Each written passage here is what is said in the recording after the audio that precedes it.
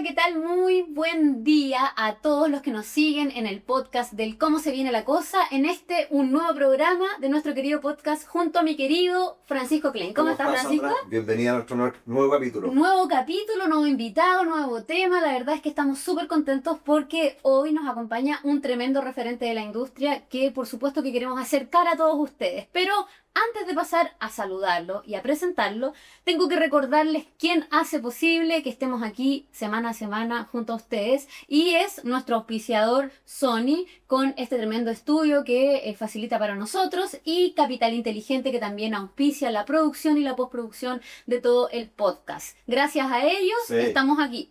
Sí, Y gracias estudio, a ti y a mí, por supuesto. Obviamente. Hoy tenemos un súper invitado hoy día. Este podcast es netamente inmobiliario y construcción. Puro y duro. Puro y duro. Y hemos tenido y vamos a tener distintos actores de la industria. Pero hoy día tenemos un actor fundamental en la industria con mucha experiencia que ha navegado la crisis y empresas grandes abiertas en bolsa incluso. Vamos a estar con Mauricio Varela.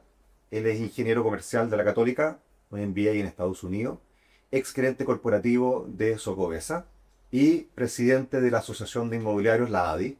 Así que un gusto tenerte, Mauricio. Bienvenido a nuestro podcast. Muchas gracias por la invitación, Sebastián. Feliz de estar acá. Qué bueno tenerte, Mauricio. Gracias por aceptar la invitación, por supuesto. Hay una pregunta que es la que nos representa como programa, que ya vamos a ir a escuchar tus predicciones del futuro y que la vamos a responder en el camino. Pero primero queremos conocerte porque probablemente hay mucha gente que te ubica, pero hay otros que no. Y en simples palabras, cuéntanos quién eres, cómo está compuesta tu familia, rapidito. La idea es no pasar mucho tiempo en esto, pero acercar un poquito al personaje a las personas que nos están siguiendo. Sí, pues yo estoy casado con la Lupe Sánchez, Guadalupe Sánchez, hace 23 años. Y tengo 3 niños, la Lilia que tiene 16, Diego que tiene 15 y Julián que tiene 13. Padre de adolescentes. Padre de adolescentes, que bien seguido. Buena así que etapa. todavía escolares los 3, así que no entretenido. Todavía ninguno Con saliendo del colegio. No, la mayor pasó tercero medio ahora. Ya, súper. Hobbies, Deporte. en lo personal, Sí, me gusta harto el mundo outdoor, mountain bike, trekking. De hecho me voy a Puerto Natales ahora luego a hacer un trekking. Vengo llegando de Coyhaique, fue a andar en bicicleta. ¿Y eso lo haces solo o con la familia? Con amigos, con las familias que amo en el sur en general. Y soy golfista de chico, como lo más urbano. Así que como de chico juego golf, más o menos bien. Oye, eres un referente en el mundo inmobiliario. Soy viejo en la Por industria. tu trabajo. Sí, No quise decir eso. Yo te puedo decir que como inmobiliario todavía, un referente, Mauricio, Un he referente. seguido no solamente su pega, a él, sino que a la empresa donde trabajó muchos años. Claro, es que tu trabajo en Socobesa marca tu carrera probablemente y Totalmente. tu vida. Una de las empresas más grandes inmobiliarias en el país. Y mejor y más respetada, Y, yo claro, te diría de las que tienen muy buena muy fama, buen prestigio. prestigio, calidad, el marketing que ha hecho, toda la parte comercial para la industria que estoy, digamos, es súper bien vista. Pero además, tu participación en la ADI también ha marcado tu historia y tu recorrido en esta industria. Entonces, cuéntanos un poco quién es Mauricio Varela ahora hablando laboralmente. ¿Cómo ha sido tu carrera? ¿Cómo llegaste a haber pasado por una de las inmobiliarias más importantes de Chile, haber sido el gerente de corporativo? Sí. Y también tu incursión ahí en la ADI, que también es importante. Sí. Como son las cosas, llego a la industria por casualidad. Yo cuando salí de la universidad entré a trabajar en el sector financiero. Trabajé un año, pero yo cuando estaba en la universidad había hecho una práctica profesional que te la exigen y la hice en Socobesa. Ya. Porque mi padre, que murió el año pasado, él era abogado y Socobesa era uno de sus clientes, que asesoría para algunas cosas. Entonces, toca hacer la práctica y digo, oye, hijo, ¿tenía algún cliente, alguna parte? Porque sabes que en las universidades habían carteles para trabajar en Copec, Sí. y cosas así, compañías muy grandes, pero te pagaban una miseria. Claro. Entonces dije, "Puta, necesito a alguien que me pague un poquito cuando quiero ir a Brasil en Claro. febrero". Entonces, para tener algo de plata. Y al rato me dice, mira, sé que llámate a tal persona, y fui para allá y me recibió Christian Harvick, esto es una empresa bastante chica en esa época. Claro.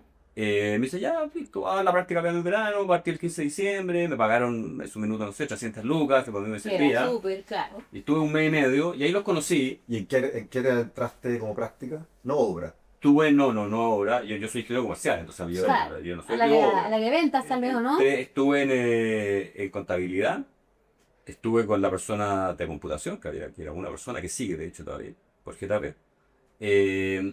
Y estuve en ventas, pero no vendiendo, sino como en la trastienda de la venta, Ya. como el registro, toda la parte como de administración de la venta. Bueno, ahí los conocí, listo, me fui a Brasil y después, como te digo, salí de la universidad y entré al sector financiero.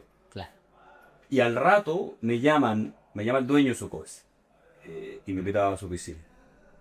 Don Eduardo Gras, que es una persona de verdad, Uy Chora fue el que fundó la compañía en el año 65, es un emprendedor de esos encachados, esos viejos, digamos, que uno mira como hacia arriba. Claro. Muy choro, muy cercano también. Bueno, él me llama y me dice que me quieren contratar porque quieren que la compañía está creciendo, etc. Y, y yo la verdad es que me quedé pensándolo si es que quería hacer carrera en compañías más grandes, o Socoesas, que parecía ser un salto medio al vacío, pero después tuve una reunión con Cristian Harvey, que era el subgerente general y que iba a pasar a ser gerente general.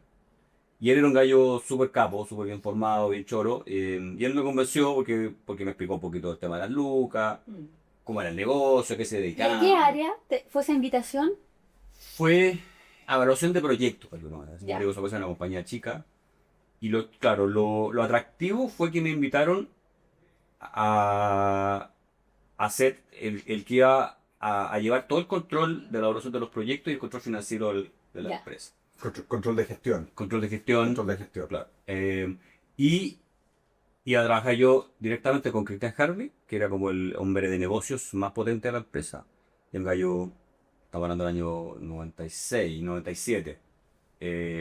Y con René Castro, que era la persona técnica más potente, un ingeniero constructor muy capo. Y yo diría que él Estuvo acá con la constructora mucho tiempo. estuvo con la constructora y claro, y era el hombre técnico senior de Socoesa, ya en ese minuto era el técnico más senior. Y mi parte importante de la fortaleza de mi carrera tuvo que ver con ellos dos, digamos, que me crié con ellos. Yo tuve la suerte de trabajar De partir. directamente con gente ya bien capa, con bien Claro. senior. Y cuando la inmobiliaria era chiquitita. La molera chica. Entonces, poca gente Sí. De hecho, un consejo para la gente puede decir que es importante con quién uno trabaja. No tanto el ¿De nombre quién del uno cargo, aprende? tampoco es tan importante si te pagan un poquito más, un poquito menos, sino con quién vaya a trabajar, porque uno cuando eres más cabrón necesita aprender cuando eres joven. Claro. Y uno aprende de las personas. Qué importante, En la porque experiencia. uno no aprende tanto en la universidad te forma, la cabeza y todo, pero uno se va encontrando en la vida con cierta gente que realmente Te aporta. te aporta, pero te Te propulsiona pueden proyectar. varias veces, digamos.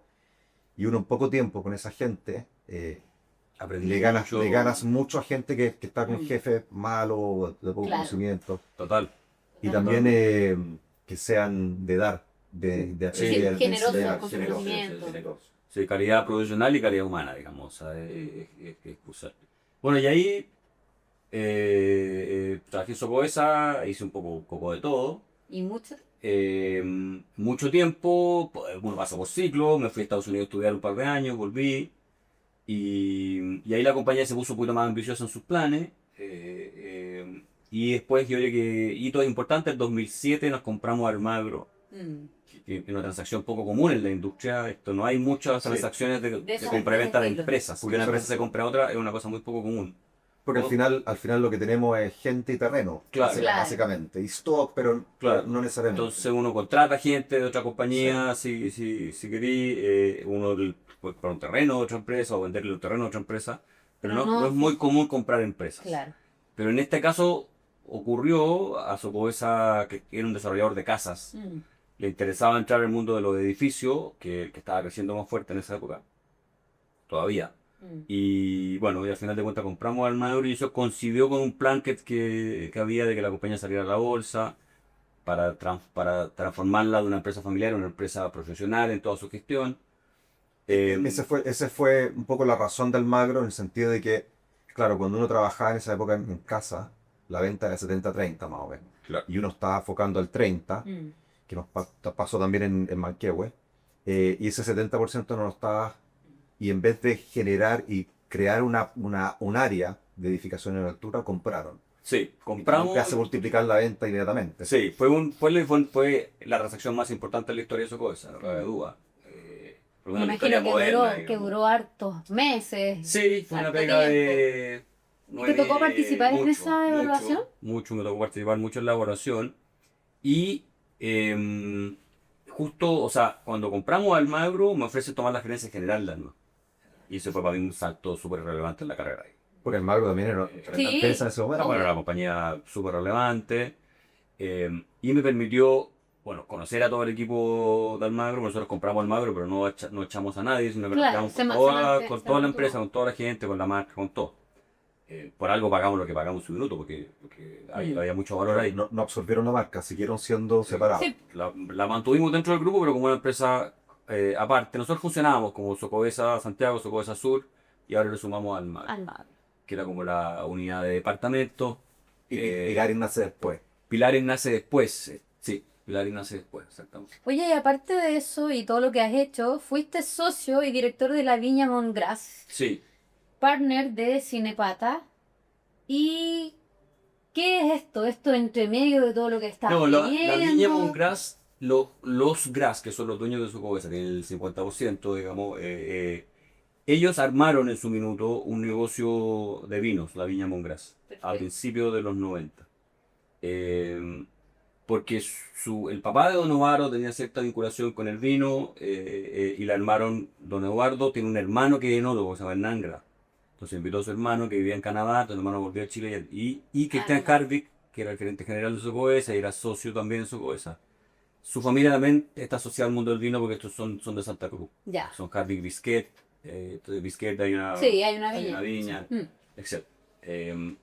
Entonces ellos armaron esa viña y en su minuto entonces me invitaron a ayudarlos en la viña, en la gestión más financiera, estratégica, qué sé. Entonces ahí me metí, trabajaba en Socoisa, pero le dedicaba un poco de tiempo a la viña. Y después Y con el llegaste a ser tiempo, socio. me invitaron a ser director y me invitaron a comprar acción. De hecho sigo siendo accionista, chiquitito. Ah. Buenos vinos. Buenos vinos. Recordé, muy recomendable los vinos Montgras, se los recomiendo, muy buenos vinos. Buenísimo. Y lo del cine, Y lo del con Fuguet, cine ¿no? con Fuguet, eso fue una aventura, la historia. A mí siempre me gustó el cine y en Nueva York, cuando estaba haciendo el MBA, tuve un amigo español que era bien loco por el cine, ¿no? Era loco en general, pero era loco por el cine.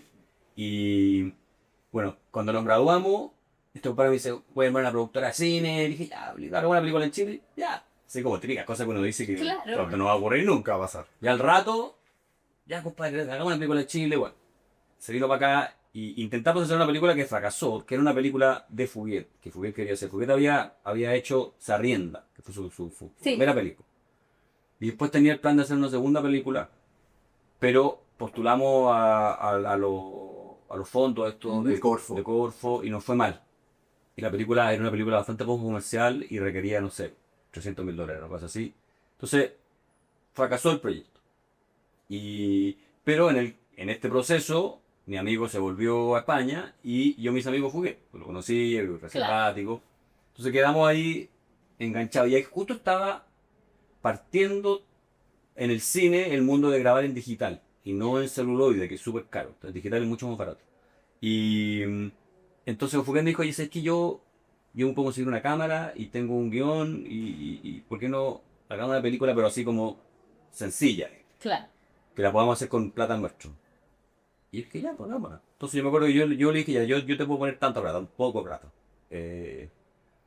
Y Fuguet es un talento, Fuguet, ¿sabes? Fue talentoso. Bueno, él se las ingenió, se consiguió los actores y hicimos una primera película que probablemente nunca nadie ha escuchado de ella, pero si la encuentran, si la buscan por ahí, la van a encontrar, que se llamaba Velódromo. Velódromo. Velódromo, que actúa Pablo Cerda. Pablo Cerda, el actor. Y la película es linda, es bien bonita. Y la dimos en un cine en Bellavista chico. Como que tuvo nombre como la cultura, digamos, underground de la época. Y Y después quedamos con entusiasmo y hicimos una segunda película, Mira. que se llama Música Campesina. Y Fouquet la grabó en Estados Unidos, porque Fouquet lo invitaban de la universidad a irse como un semestre a hacer clases y a escribir. Y él les dijo, ya, ok, yo voy, pero en vez de escribir, quiero hacer una película. Y los gringos engancharon, y hizo una película allá. Y con esa película nos ganamos el Festival de Cine de Valdivia, ¿En serio? en la competencia chilena. ¿Cómo se llama la película? Esa se llama Música Campesina. Esa tuvo un poquito más de nombre. Bueno, y Cine para entonces dijimos, ok, las películas tienen una vía muy corta en las salas, digamos, duran nada, películas independientes. Claro. Hagamos un sitio web para poder ponerla ahí y que la gente las pueda ver. ¿Y cuál? Gratis, digamos. ¿Existe? Existió muchos años y se llamaba Cinépata y Eso fue antes de los streamings populares. sí, pues antes de los streaming populares.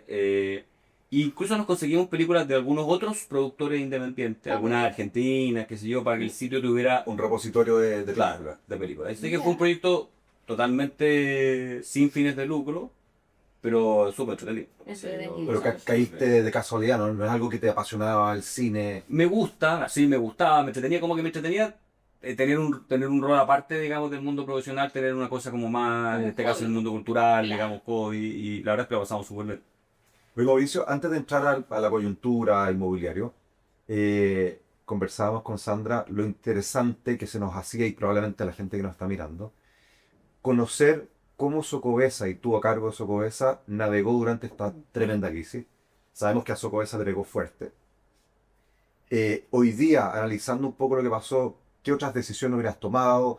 Quizá el endeudamiento, que es lo que se ha conversado harto, que haya quizá mucho bodegaje de terreno. ¿Qué fue lo que pasó y cómo navegaste? Porque navegar una crisis de una empresa tan grande, abierta en bolsa, tener que despedir gente que siempre es súper duro. ¿Cómo lo viviste eso? Sí, fue un periodo, claro, hay que enmarcar esto en que la crisis que ha pasado la industria inmobiliaria y la construcción, esta crisis desde el año fines del 19 para adelante, es la crisis más fuerte que hemos tenido desde los años 80. La verdad que probablemente ya nadie se acuerda, pero ahí hubo una crisis país gigante, bueno, Mucho más fuerte que la asiática y la subprime. mucho más fuerte. Entonces esto ha sido un Y muy problema larga. mayor, muy largo y muy complicado para la industria. Y le pegó a las constructoras primero y después a la inmobiliaria. Y nosotros tenemos una constructora, Socobesa tiene una constructora y varias inmobiliarias. Entonces, nos pegó muy fuerte porque el tipo de crisis le pegó muy duro al sector.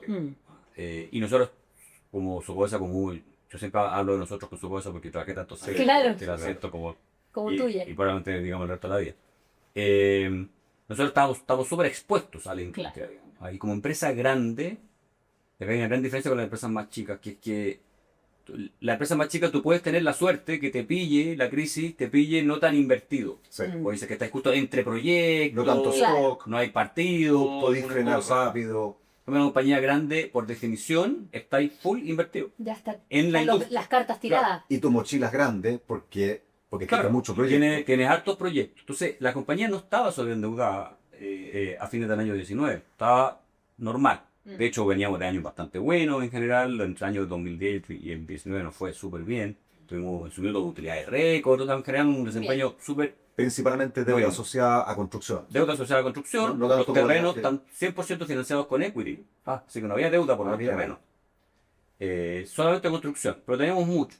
Y lo que te pasa es que, primero, la industria se financia con deuda corta.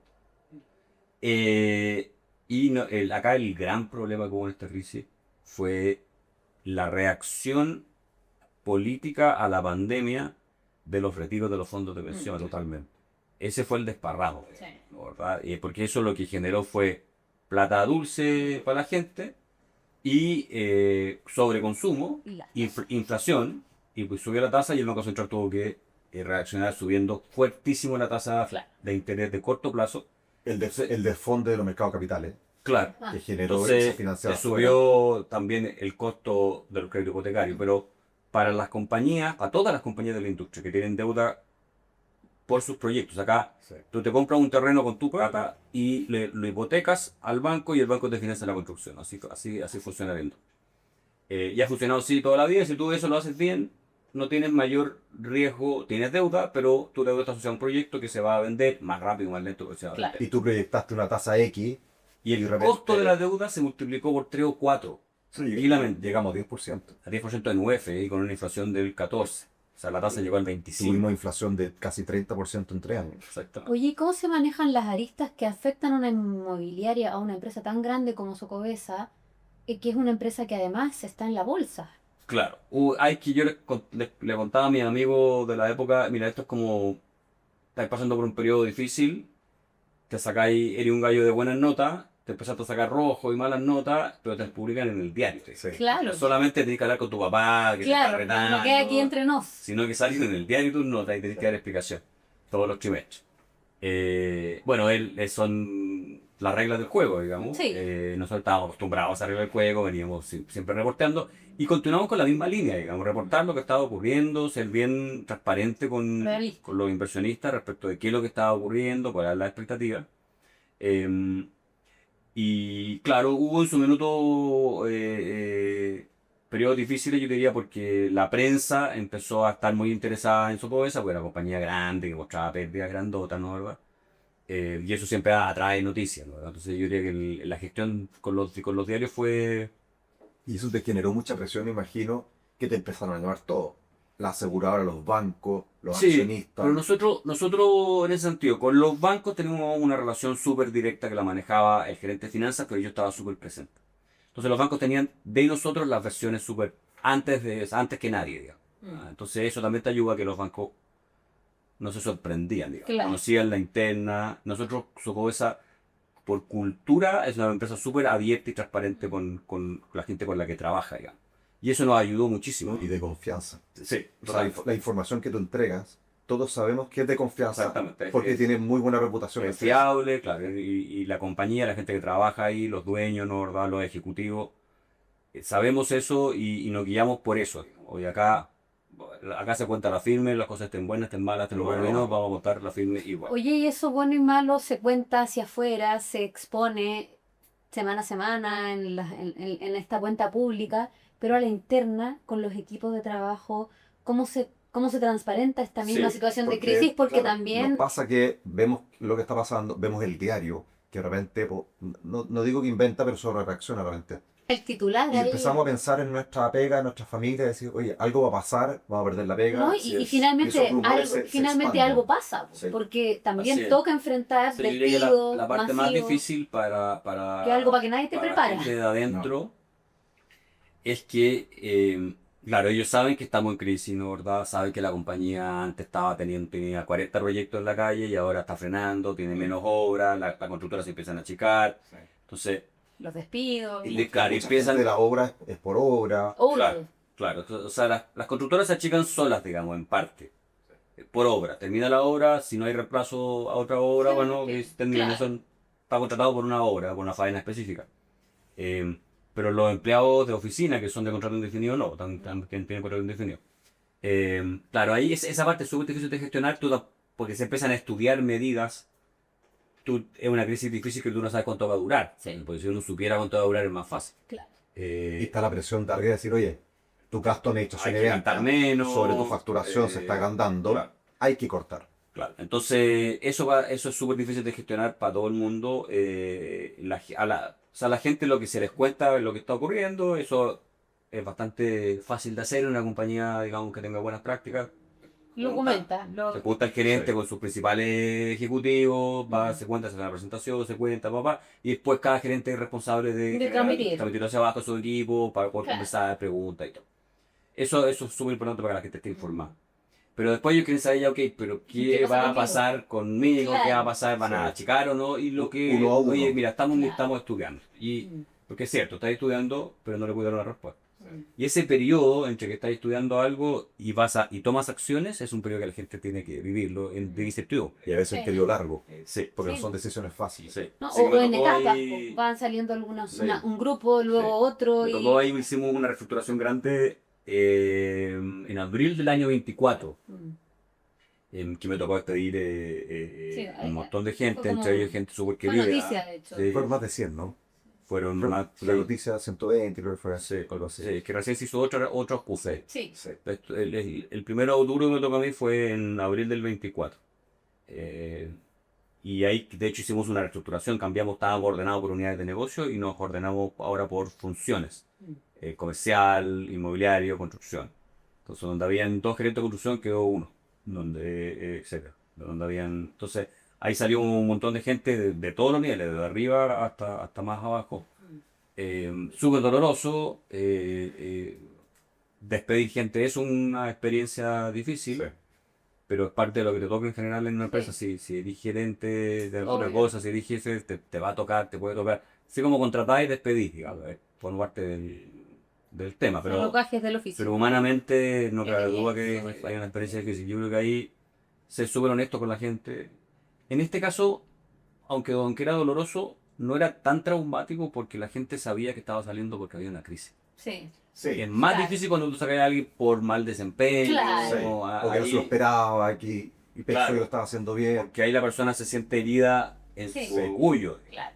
profesional. Uno en crisis hasta lo entiende y no, Crisis- no lo quiere, obviamente, pero... Pero ya, ok, está claro que hay que sacar gente, porque me lo para mí, y Claro. que hay una Además que es súper difícil salir al mercado en crisis. No, además. Aparte Claro. del concepto del despido, tú ves una industria que está súper complicada. Es decir, me va a costar encontrar trabajo. Así es, Eso es complejo. así es. Sí. Oye, entonces, lo que te preguntaba al principio, viendo las cosas hoy, si volvieras al 2018 y supieras lo que viene, ¿cómo hubieras preparado la empresa? No, total, claro, hubiera hecho hartas cosas distintas. O sea, hubiéramos dejado de comprar tierra. Claro.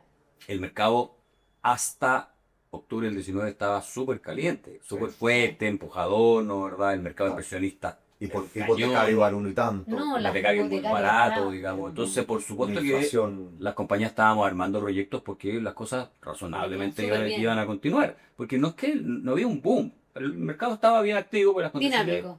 lo permitían. Veníamos de un boom del 2015, Sí. que fue con el IVA, Con el IVA, claro. que se vendió mucho y quizás los inmobiliarios también dijimos, oye, empezamos a producir más y quizás llegamos al 2019 con un stock enorme. Estábamos bien, pero nosotros vendíamos harto. Cuando tú estás vendiendo en verde y partiste y lleváis un 40%, ya empezáis a pensar en, ok, ¿con qué proyecto voy a reemplazar este? Porque y eso Exacto. Porque los ciclos son Obvio, súper es largos. decir, hay que planificarlo, tienes que comprar un terreno, La reposición. etcétera, la reposición, sacar los permisos. Entonces, claro, si uno supiera lo que venía, hubiera dejado de comprar tierra y hubiéramos dejado de partir proyectos en algún minuto.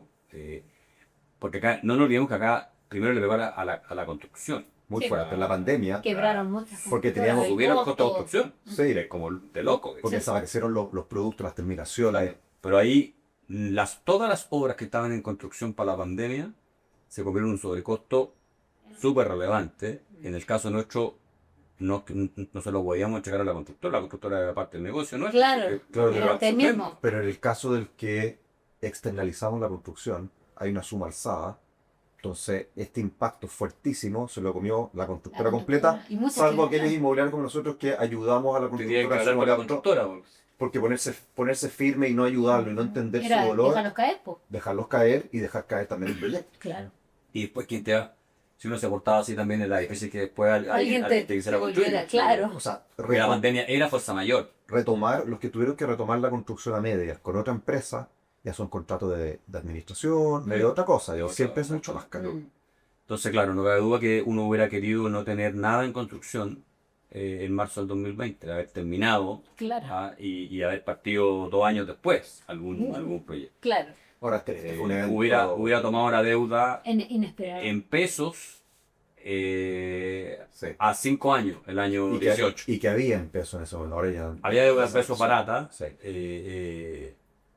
porque tenía que haber sido en pesos, porque si lo tomaba en UF igual digamos te pescar y Obvio. sí, claro. Pero si hubiera tomado deuda en pesos a 5 años, claro, sí, como digo, con el dinero del Súper lunes, bien. Sí, absolutamente. pero No. sacado un 7 o 6, 8. Y además que nadie, no era esperable, o sea, uno no puede decir que el gerente general que tiene que mirar a mediano o largo plazo pudo Lo haber podía prever. previsto antes. Y en el caso de una compañía grande como esta, teníamos un directorio súper formal, con gente requete capaz, digamos, está la familia presente, están, digamos, directores Claro. externos. O sea, había harta gente y nadie Nadie lo vio lo venir. vio porque es imposible verlo venir, o sea, hay que ser mago, digamos. Oye, ¿cómo ves la industria inmobiliaria hoy? ¿cómo analizas el cambio que ha tenido la industria luego de haber vivido esta tremenda crisis, pandemia, de toda la inestabilidad o esta situación económica, política que vivimos en los últimos años? Desde tu mirada, perdona, y Obvio. también de la mirada de la ADI, que reúne Sí, a todo el vaya, iba inmobiliario. también, Sí. porque tú hoy día representas a un grupo y, Sí. y como eres directora ahí, ¿no? Soy presidente, Presidente. de la ADI. ¿Qué dice la ADI al respecto? Yo creo que las compañías han sufrido la crisis, no ahora todas, así que esto le ha pegado a todo el mundo. El sector residencial ha sido especialmente fuerte, la ADI tiene mucha presencia en el mundo residencial, tenemos socios que no son residenciales, pero mucha presencia residencial. Sí, en general, a todo el mundo le ha pegado súper duro, todo el mundo ha sufrido mucho, han tenido que echar gente, achicarse, se han achicado a la mitad, más o menos, ¿no? Las compañías o más en general. Algunas se han logrado refugiar en vivienda social, y por eso ha sido tan difícil este último periodo con el ministerio, ¿no? ¿Verdad? Que se claro. enredaron los pagos y eso complicó a Que la vivienda compañía. social siempre era como anticíclico. Claro. Que uno se refugiaba siempre en Claro, las crisis, pero hoy día no es un refugio No es muy un sano. refugio. No, pues fue, en su minuto fue súper complicado, o sea, pues, ¿se acuerdan cuando subieron los costos de construcción? Las constructoras de vivienda social, de hecho las más grandes quebraron. Quebrar. Pacal, por ejemplo, Sí. que una gran Sí. deuda la salvaron los bancos para que siguiera, digamos, trabajando, pero Porque en vivienda social corrigió, Sin problema. pero es al tornillo. O sea, es súper bajo es bajo el margen El margen, pero y es se te mucho equivoca. volumen. y tienes Sí. fijo el precio. Claro. Claro. Tú solamente puedes vender porque estás vendiendo la vivienda que tiene subsidio, tú estás hecho un programa, el precio está fijo y el costo es problema Es tuyo. Claro. Entonces tú postulas y tienes un convenio que lo tienes que cumplir. Entonces tienes que construir y si te suben en el camino los costos va a costar Ya, negocio. pero- Y si suben mucho se comió el negocio. ¿Y eso pasó? Y se puede comer la empresa. Claro. Entonces los socios de la ADI como toda la industria, han sufrido la crisis. Hemos perdido algunos socios, digamos, éramos 50 asociados, 51 antes de la crisis y llegamos a caer a 43, una cosa así, ahora hemos repuesto un poco, vamos a estar 45 por ahí. Es buen punto, porque todos los que hablan de que el monopolio, que se ponen de acuerdo, que se coluden, 50 empresas 50 solamente en la ADI. Solamente en la Y ADI. muchos no están, entonces es un Muchísimos mercado no están. súper El atomizado. mercado es súper atomizado. Hay otro tema que la industria en ese sentido, su conformación no ha cambiado. O sea, las compañías se han achicado, unas poquitas han desaparecido, pero sigue siendo una industria súper atomizada. Cientos de actores, literalmente. Y eso no ha cambiado, digamos. Y si algo, yo creo que hoy día hay oportunidades para las compañías más chicas, porque están menos invertidas en terrenos que compraron previo a la crisis, que a ojos de hoy día están caros, digamos. Y tú ya los puedes, si tú hoy día sales a comprar hoy día un terreno, es más barato que si lo hubieras comprado en UF. Es más barato Claro. hoy día que ¿Qué hace hacemos? 5 o 6 años atrás. Y hoy día también, como está difícil, se compra poco terreno, puedes comprar con aporte terreno, Es más eso. en que tú lo pagas al final, ya sea en plata o en metros cuadrados. O incluso se está viendo que tú pagas con metros cuadrados de stock actual.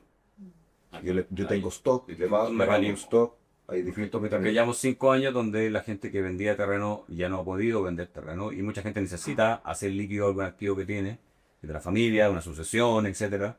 Tú dices que mucho de la industria sigue igual o no ha cambiado, pero creo creer y correctamente que hay un tema que sí ha cambiado y que es la venta y el cómo se está vendiendo acuerdo. versus cómo se vendía. Sí, claro. ¿Y qué opinión tienes tú ahí, en ese punto que es tan relevante? Porque podemos pensar que cómo se vendía antes del 2018 Salaventa, o 2019 esperando que alguien llegara. versus hoy, con todos los actores que existen, la misma irrupción del mundo de los brokers, ¿cómo tú ves hoy día la venta en el sector inmobiliario? Sí, yo creo que en la industria inmobiliaria necesitas acelerar el proceso de transformación digital de la gestión del negocio. Y en ese sentido el mundo comercial probablemente lleva la delantera, pero todavía le queda harto por seguir transformando. Esta es una industria súper tradicional en el mundo en general, una industria súper tradicional, súper dura, de ladrillo, ¿no? ¿Verdad? Y los proyectos efectivamente se vendían en la sala de venta y Se funcionaba. esperaba que llegaran. Funcionaba. Los intermediarios siempre han existido, ¿no? ¿Verdad?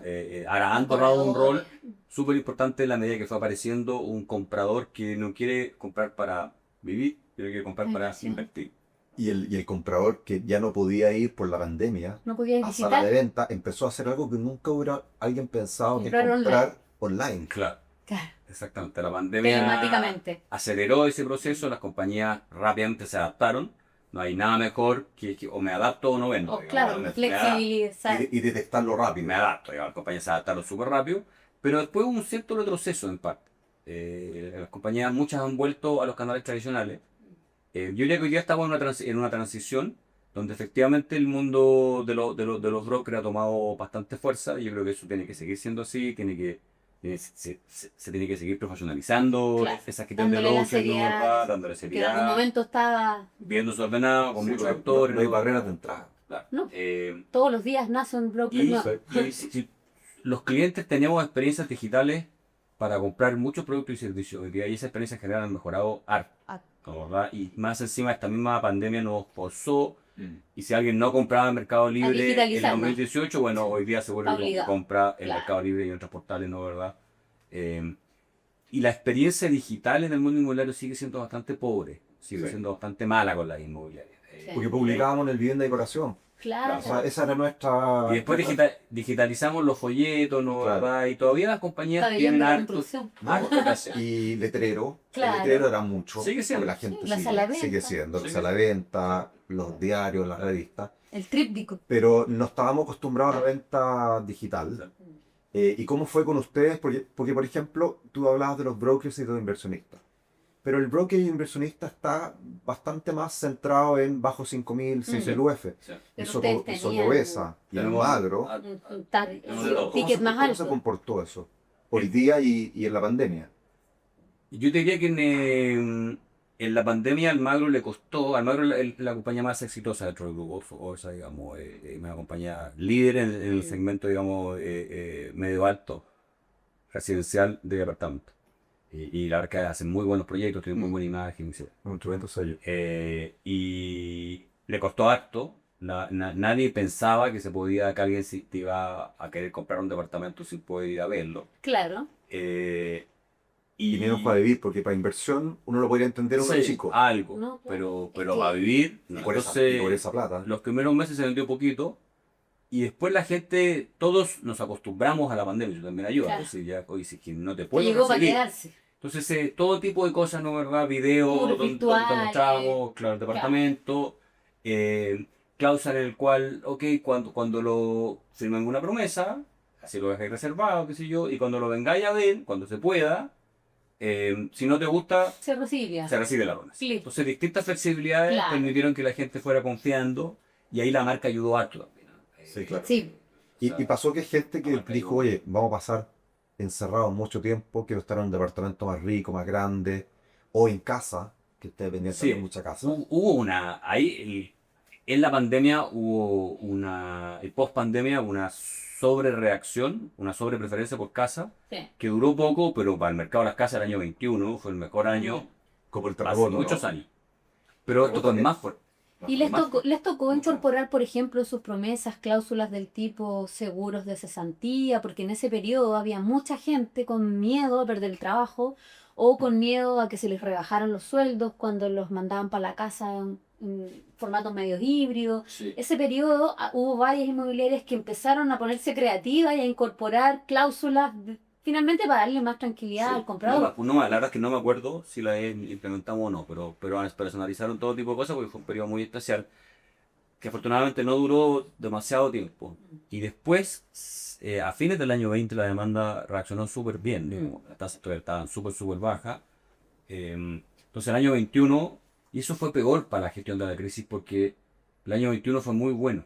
Entonces Sí. fue como un espejismo de una Sí. reacción. Uno pensaba que había pasado. Claro. Sí. Y la verdad es que si no hubieran ocurrido los retiros, Sí. que fueron totalmente innecesarios, había otras maneras, digamos, de hacerle llegar plata a la gente, que no sin generar los problemas que se generaron. Todo lo que arrastró. Sin los retiros, esta crisis no hubiera existido. Totalmente. Hubiera habido crisis en la construcción, porque la construcción tuvo problemas con los insumos, Pero no a nivel de con las tasas, pero del no con la crédito, inmobiliaria. claro. Y lo peor es que, y lo hemos conversado con otros invitados, se predijo. Mucha gente Muchos lo salió. anunciaron. Pero como también veníamos del estallido, era impopular Era- estar en contra y era nadie lo todo- escuchó. Pero exactamente lo que se dijo ocurrió. Sí, ocurrió. Exactamente. Sí fue. Oye, ¿en qué estás hoy día? Porque además de tu trabajo en la ADI y que ya no estás en la inmobiliaria, ¿cómo te proyectas? ¿Cómo sigues ligado al mundo inmobiliario? Tal vez ya no, te quieres dar un descanso. Antes de pasar al último bloque del programa que tiene que ver con responder esta pregunta, nos gustaría saber qué está haciendo Mauricio Varela. Sí. Bueno, yo renuncié a Socobesa porque tenía, después de gestionar esta crisis, ¿no verdad? Cuando ya la compañía había pasado por el peor minuto, ya la deuda había empezado a bajar un poquito con la sensación de que ya, ok, las cosas no están bien, pero ya la compañía está bastante estable. Sentí que tenía ganas de hacer algo distinto. Así que renuncié, nos pusimos de acuerdo ahí y salí de manera bien ordenada, con súper buenas relaciones con los dueños. ¿Eso en qué año? Salí súper bien. Hace poco, En ahora. mediados del año 25, junio del Ah. 25 sale. Sin ningún plan específico, pero con la decisión de que no me querían volver a emplear, sino que quería pasar una etapa de ser Independiente. claro, independiente.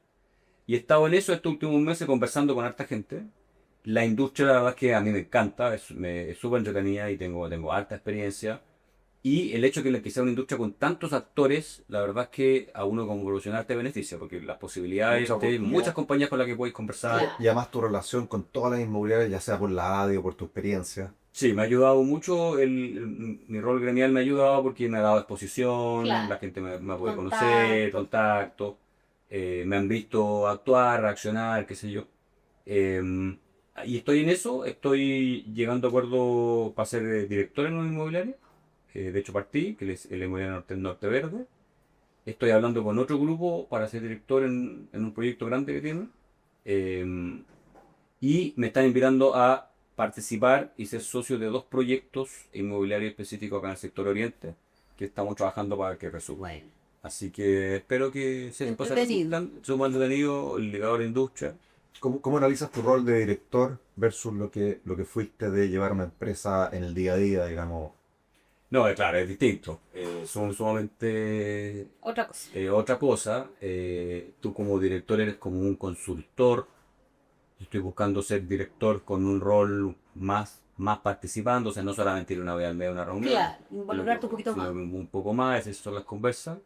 Pero eres como un consejero, consultor, ¿no verdad? Donde aportas con tu visión, con tu experiencia. Apoyo al gerente general. Claro, y o sea, a la estructura. Entonces, por ejemplo, ahora estoy trabajando con el gerente, digamos, de finanzas de Norte Verde, viendo algunos temas, entretenido, pero es una nueva etapa en ese, sí, claro, y hay que acostumbrarse. Por eso tampoco quiero ser solamente director, porque tampoco quiero ser un opinólogo, ¿no? ¿Verdad? Y solamente Claro. opinar, quiero también meter algo en la dedo de la masa. Entonces, entre ser director y participar del proyecto, un buen obviamente que equilibrio. son cosas que no compiten entre ellas, ¿no? ¿Verdad? Son Claro. distintas. Es un buen equilibrio. Eso es lo que estoy buscando. Así que entretenido, no estoy bueno. entretenido. Llegamos al final. Sí, Se nos pasó volando la o sea, hora. no puedo creer que se nos pasó la hora. Dale tú. Dale. No, dale. Nuestro programa se llama ¿Cómo se viene la cosa? Y lo que buscamos es de distintos actores, como decíamos, entender cómo viene el futuro. Conviene invertir, no conviene invertir, a las inmobiliarias, entender desde tu punto de vista, compramos terreno, partimos proyectos o esperamos, frenamos. ¿Cómo se viene la industria inmobiliaria visto por ti y también por la ADI, que me imagino que tienen muchas de estas discusiones? ¿Qué pasa con el crédito especial de la construcción, con el IVA, con las contribuciones? ¿Cómo lo ves eso? Sí. Yo en general la cosa yo creo que viene mejorando, así que viene mejor, pero con una mejora que es paulatina, no es rápida. Acá no vamos a tener una recuperación rápida de la industria. Es una mejora paulatina, pero las cosas están mejorando. Hay luces de eso. Sí, están mejorando y el subsidio de la tasa no, Ha hecho lo suyo. ha sido súper importante. Ese subsidio tiene un componente que se habla poco, porque es el más importante de todo, que es que hay una garantía del Estado que permite que el sistema financiero entregue financiamiento al 90%. Sí. Y eso está ayudando muchísimo a la gente. Y se ha visto una recuperación de la venta a inversionistas, pero también fuerte de la venta a personas que quieren vivir, que están comprando para ellos. Pero se está acabando. Sí, pero todavía queda. Y se está hablando, estamos hablando con las dos candidaturas para hacerles ver, y lo tienen bastante claro, de que esta es una herramienta que está funcionando y que probando lo lógico que quiere. Se extienda o se... ¿Tú eres partidario de aumentar los 4.000 UF como tope? Yo creo que es más importante que se extienda, porque acá lo que estamos buscando es que se consuma rápido el stock de viviendas terminadas. Pero todavía un indicador que uno puede seguir es cuánto producto terminado queda en la industria. Y todavía hay un 50% de lo que está en oferta en Santiago está terminado. La cifra es altísima, es el doble de lo que debiera ser 25% hacia abajo. Y hoy día es 50%. 50.000, sí, es el 50% de 60.000 unidades construidas. Entonces hay 30.000 y deberían haber 15.000. O sea, hay 15.000 en exceso. Claro. 15.000 unidades es muchísimo. Esencialmente con una venta baja. Esto en Santiago. Claro, una venta que está Hoy recién día se están reactivándose. vendiendo 2.000 departamentos en mes. Claro, es poca la absorción. Claro, la Ahora un poquito más. no es muy rápida. Entonces, es súper importante que esta herramienta continúe. Entonces, más importante que subir el rango de precio es que continúe. Y yo creo que Que se acá extienda. hay que ser tan ambicioso a veces, porque uno es muy ambicioso, porque hay que entender que Sí, puede romper el saco. el Estado tampoco tiene todos los recursos, digamos, disponibles. Tiene que Claro, crear tiene que... su posición, ¿no? ¿Verdad? Ya sabemos que la deuda pública ha subido. Pero el puro IVA, hoy hice el cálculo, el puro IVA de una venta de 5.000, 8.000, 10.000 UF es mayor que el subsidio de la tasa en 30 años. Lo que pasa es que obviamente tú igual recibirías el IVA, Sí. entonces está esa Calculando sobre como la venta marginal que se generaría. No, cuesta plata el subsidio, sobre todo el subsidio de la tasa. Ese es el que cuesta plata. Pero la garantía del Estado para dar crédito del 90% de esa no cuesta plata. Es una garantía, así que el cliente no puede No pagar. puede pagar. Y hay facilidades para pagar el 10% Además, restante. claro. Claro. Entonces yo creo que eso es súper importante, eso ha funcionado muy bien, ha sido una herramienta, digamos, de este gobierno que diseñó un par de herramientas previas que no funcionaron. La verdad que en ese sentido fue bastante tardía esta medida, muy tardía, pero funcionó. Y por lo tanto la lógica es que se extienda. Uno esperaría eso. Uno creería. Sí, se debiera Eso. extender, van a faltar algunos meses, todavía queda, pero se debería extender. Sobre el crédito especial de la construcción que se está acabando y que va a pegar fuerza. Sí, eso es una tontera haberlo eliminado. Es que el momento quizá estábamos en otro periodo. Estábamos en otra época, los políticos nunca quisieron entender que ese crédito es un beneficio para los compradores porque hace que el precio de la vivienda sea más barato. Políticamente lo quisieron entender como algo que beneficiaba a la las inmobiliaria. empresas. Y un 12% el costo. Y es súper relevante, mientras más económica la vivienda es más relevante todavía. Así que es una lástima que se haya eliminado. Yo creo que como país tenemos un problema, y esta es una preocupación del gremio, que es que las viviendas en Chile se han transformado en bienes que son bastante inaccesibles para la población. Hay un problema de asequibilidad que es evitable. ¿Sabes? Y que no era así en Chile el año 2010, las viviendas no eran tan inaccesibles, eran bastante accesibles. Sí. Se han transformado paulatinamente en inaccesibles. Es una conversa bien larga de por qué, Claro. pero entre ellos los cambios tributarios que han encarecido la vivienda, ¿no? Los cambios regulatorios, tributarios han encarecido la vivienda y hoy día es una preocupación, es un tema político. O sea, hay un déficit habitacional, ¿no? Hay déficit, ya sabemos el tema de los campamentos, ¿no? Lo complicado que es un reflejo, digamos, de la agresión social por la vivienda. Y todos los chilenos estamos pagando un precio bastante alto en general por arriendo o por los dividendos. Y las generaciones más jóvenes deben tener una dificultad para poder comprar una vivienda que Era convirtiendo en la sociedad. Entonces, Que no arrendataria. es una preocupación y yo creo que el mundo político tiene que tomarse este tema más en serio, como gremio lo estamos haciendo ver, pero las soluciones no son de corto plazo. Son cambios regulatorios relevantes, van a costar plata si uno quiere proponer el sexo, menos recursos por fisco. Entonces, es una conversación compleja, pero hoy día el tema de la accesibilidad a la vivienda es un problema bastante grande. Mauricio, hemos llegado al final del capítulo. Pongamos las fichas. Sí, nos toca poner las fichas. Y yo te conté al principio, te contamos que este tablero lo tenemos acá para hacer un juego. Y es porque nos gustaría saber, si tú tuvieras en tus manos 15.000 UF disponibles para invertir, ¿por qué apostarías? ¿Por una pura propiedad de 15.000? ¿Por 3 de 5.000? ¿Por 5 de 3.000? O te irías a ¿O te irías oficinas, por el mundo industrial, exacto más? regiones, extranjero? O la vivienda. ¿A qué le apuestas hoy día? Yo compraría en Chile, yo compraría en Chile, yo creo que hoy día es una buena oportunidad para comprar, porque las propiedades como hay mucho producto terminado, hay Muy muy buena buena oferta. Entonces, si uno necesita una vivienda, si yo necesitara una vivienda para mí, este es un súper buen minuto para comprar.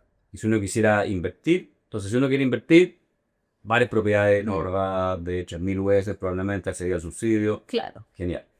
Pero si tú necesitas una propiedad para ti, en el caso mío yo tengo una propiedad, pero hoy día es un minuto súper bueno para comprarte una propiedad para ti, digamos, una propiedad. Aprovechando. Yo usaría esas 15.000 UF y me compraría un departamento bueno, poder negociar harto con la inmobiliaria, conseguir las mejores condiciones. Beneficios, etcétera. Para alguien de 25 o 35 años, ¿tú recomiendas comprarse su casa para vivir o arrendar e invertir? ¿Verdad? Yo creo que depende en qué etapa de la vida está ya. Ya no es tanto la edad, sino cómo estás tú. Yo creo que arrendar, cuando uno no tiene claro si te vas a quedar harto tiempo en la propiedad, es la mejor opción. O sea, arrendar te da flexibilidad, Claro, ¿no? ¿Verdad? te Puedes puedes vivir en achicar. este barrio, sabes que después quizás me voy a ir a estudiar afuera, me voy a ir para acá, me voy a ir a vivir Me voy a a casar, Valdivia, me voy a me voy a agrandar. casar, etcétera. Yo arrendé durante N años viviendo, o sea, trabajando en el sector y teniendo oportunidades en el sentido para haber comprado, arrendé mucho tiempo y la verdad que me dio N flexibilidad. De achicarte, de agrandarte. Entonces, Uno dice hoy día, hay una frase que dice, uno compra donde puede y arrienda donde quiere. La quiere vivir, digamos. Claro. Porque ya no te está dando para vivir, a comprar donde quieres vivir. Claro. pero si uno al revés, tienes 30 años y tienes un plan, ya estáis más estable, sabes que estáis con la polola, con la pareja, con lo que sea, es que me quiero quedar en este barrio, me gusta, me proyecto para los próximos 5 o 10 años. Yo creo que si uno tiene un horizonte de por lo menos 5 años, Ya puede pensarlo. comprar es una súper buena decisión. Porque hay un vínculo también con la Claro, propiedad. echar raíces. Es decir, que es rico, echar raíces. Económicamente es bien similar. Si uno hace los cálculos, no es tan distinto a arrendar. Pero A no ser que estás tengas invirtiendo gustos en muy tu caros. estás invirtiendo en tu propiedad, digamos, al final la plata está yendo Sí, amortizar. a amortizar y va a ser tuya después. O sea, es tuya, pero Sí. lo debes, ¿no? Sí. Sí. Eh, La compartes con el banco. Claro, el banco te va a hacer justo porque el banco te ayudó, vas a poder comprar. Exacto. Banco. Oye, tremendo capítulo el Sí, de hoy. muy Gracias, entretenido. Mauricio, Muchas gracias por la por invitación, todo Sebastián. lo que Gracias, nos Mauricio. viniste a contar, por tu mirada, por tu opinión, por tu juego.